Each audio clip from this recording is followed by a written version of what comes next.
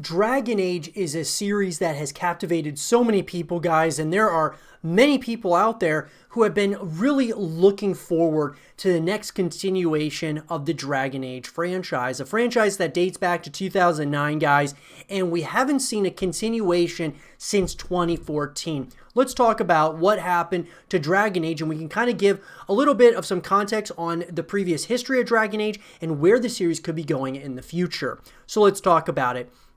So guys, according to Wikipedia, we can go through all the video games up to this point. So we start off with Dragon Age Origins back in 2009, and then the latest addition to this franchise was in 2014.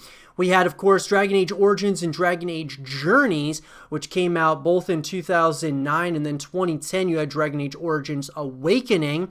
And so some of these guys are obviously spin-offs, and as well as like DLC and things of that nature. So in the main series, you had Dragon Age Origins, Dragon Age 2, Dragon Age Inquisition was the latest in the franchise up to this point, as far as the main series is concerned. Now, as far as spin-offs are concerned, you had Dragon Age Journeys, Dragon Age Legends, Heroes of Dragon Age, and Dragon Age The Last Court. And so all of these guys were, of course, you know, kind of like those spin-offs of the main series of Dragon Age. And people have been waiting quite some time for a continuation of this series. Now, that being said, we have been getting more and more information about Dragon Age 4, which is, of course, the upcoming continuation of this series. The fourth main entry in the series is under development as of 2020. Development of this game, codenamed Joplin, began in 2015. It was originally intended to be a smaller, more narrative-focused game set in the Tevinter Imperium region of the game's world. Problems with the development of BioWare's other games, Mass Effect, Andromeda, and Anthem, led to repeated interruptions as Joplin staff was shifted to these games. In October 2018, BioWare and its parent company, EA, canceled Joplin altogether, reportedly because it did not provide for a live service component providing ongoing monetization opportunities. Development of Dragon Age 4 was restarted under the codename Morrison, this time with a live service component and based on Anthem's code. So, what happened to Dragon Age, guys, between 2014 and now?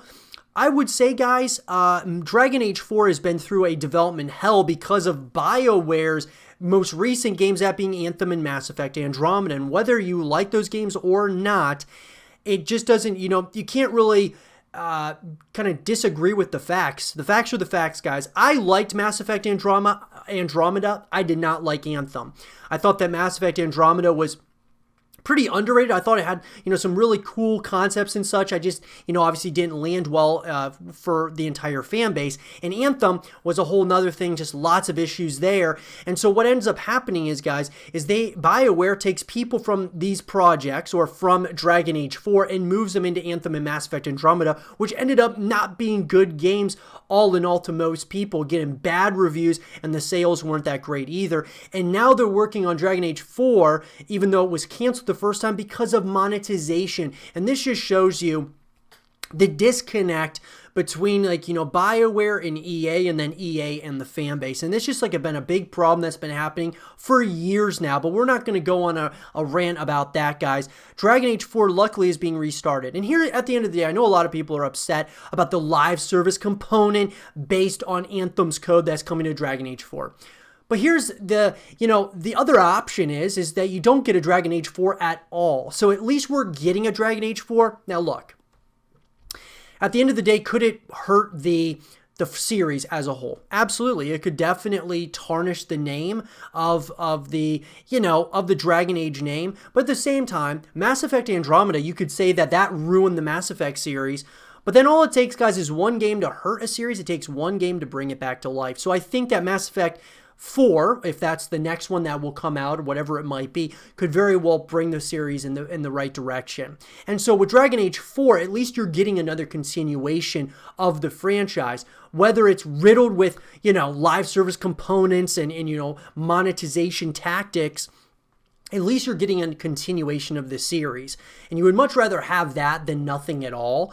And so I think it's important that it still comes out. Hopefully BioWare is able to kind of right the ship in the right direction. It does concern me, though, that this has been a game that's been in a development hell at this point. Because when you look at everything, guys, as far as the critical reception of these games up to this point, I mean, the critical reception, guys, for each game in the main series has been really good. I mean, you're talking, guys, basically the lowest that they got was Dragon Age 2 on the Xbox 360 got a 79, and that was the lowest, guys.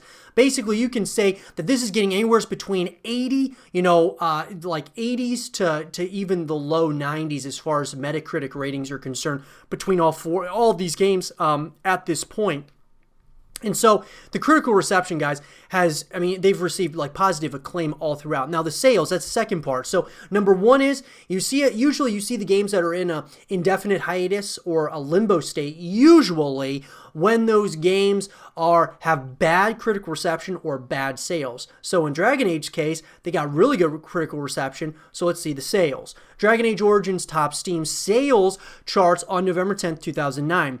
The digital deluxe version of the game was ranked first place, with the standard edition ranked second. The Xbox 360 version of the game was the 9th best-selling game in the US according to the MPD Group, selling approximately 362,100 copies. According to John Riccitiello, CEO of Electronic Arts, the company is very satisfied with the sales of Origins. More than 1 million DLC packs for the game were sold before the end of 2009. In February 2010, Electronic Arts announced that more than 3.2 million copies of the game had been sold. Dragon Age 2 sold more than 1 million copies in less than 2 weeks following its launch on March 8, 2011, a faster sales pace than its predecessor when it was released in 2009.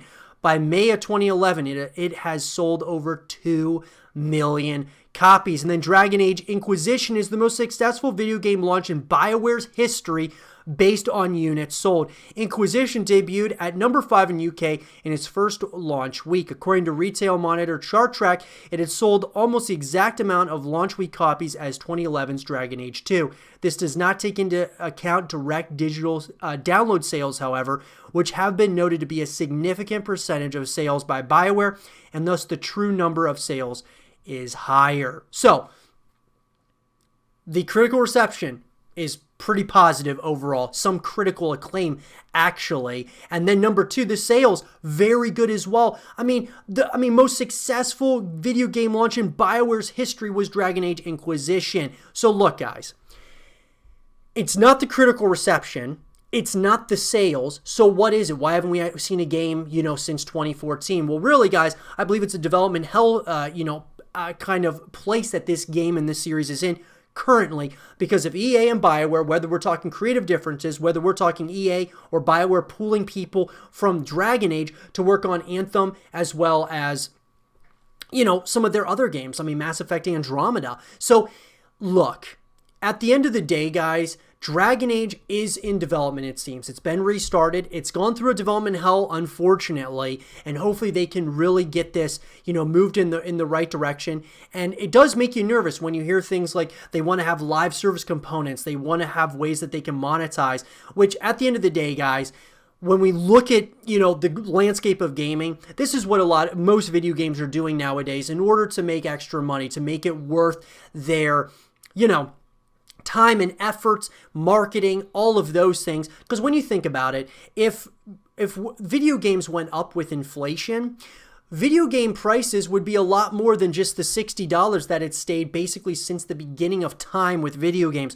They haven't really gone up with inflation. So if you think about it, if they're relying on, just on $60 to pay, obviously for a per copy, they're probably going to be losing money at the end of the day because it hasn't gone up with inflation. And then on top of that, the technology and all of those things are just going up and up over time as well. So you have to look at it from a couple of standpoints, guys, from a business perspective as well as, a consumer perspective. And so with this, it does make you nervous when you hear about live service components, when you hear about monetization tactics, and we all know EA and their history with this.